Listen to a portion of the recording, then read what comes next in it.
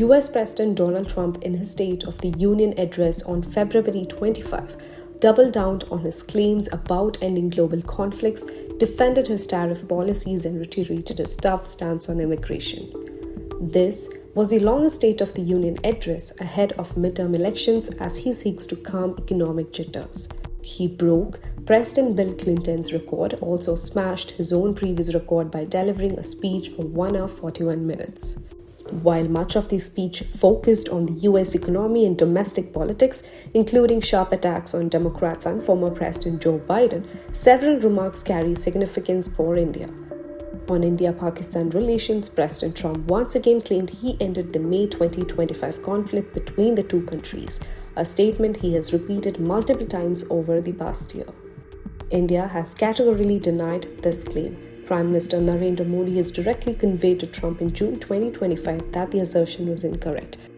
However, New Delhi has since refrained from publicly responding to his continued remarks that he prevented the crisis from escalating into what he described as a nuclear war.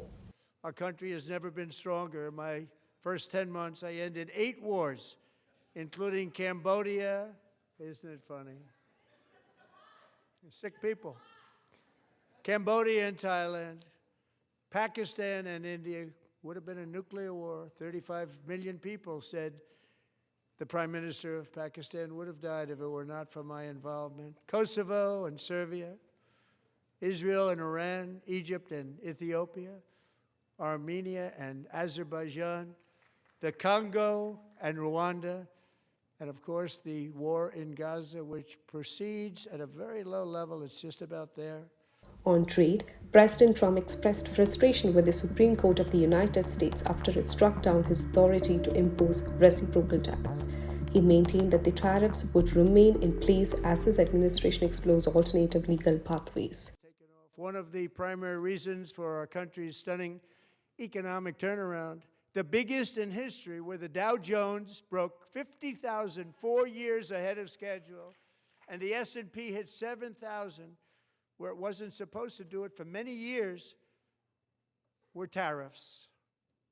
I used these tariffs, took in hundreds of billions of dollars to make great deals for our country, both economically and on a national security basis. Everything was working well. Countries that were ripping us off for decades are now paying us hundreds of billions of dollars. They were ripping us so badly, you all know that. Everybody knows it. Even the Democrats know it. They just don't want to say it. And yet these countries are now happy, and so are we. We made deals. The deals are all done. Despite the disappointing ruling, these powerful countries saving. It's saving our country, the kind of money we're taking in. Peace protecting. Many of the wars I settled was because of the threat of tariffs. I wouldn't have been able to settle them without. Will remain in place under fully approved and tested alternative legal statutes.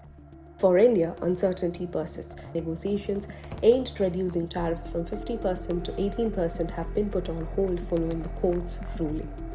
Meanwhile, the US has imposed a fresh 125.87% duty on certain Indian solar imports, alleging unfair subsidies. On immigration, Trump defended stricter enforcement measures, including expanded deportations and tighter visa regulations, moves that impact thousands of Indian students and professionals in the US. He also pushed for a proposed Save America Act to tighten voter registration rules. Today, our border is secure.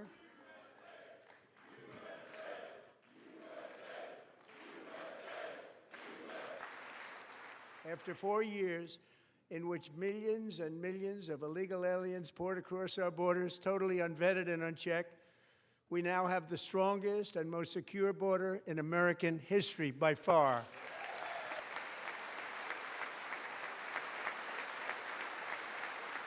In the past 9 months, 0 illegal aliens have been admitted to the United States.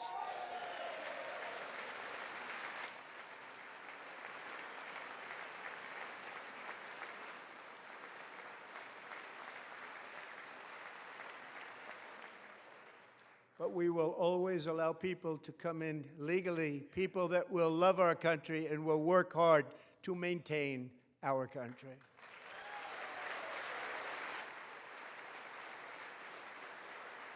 Trump also addressed tensions with Iran.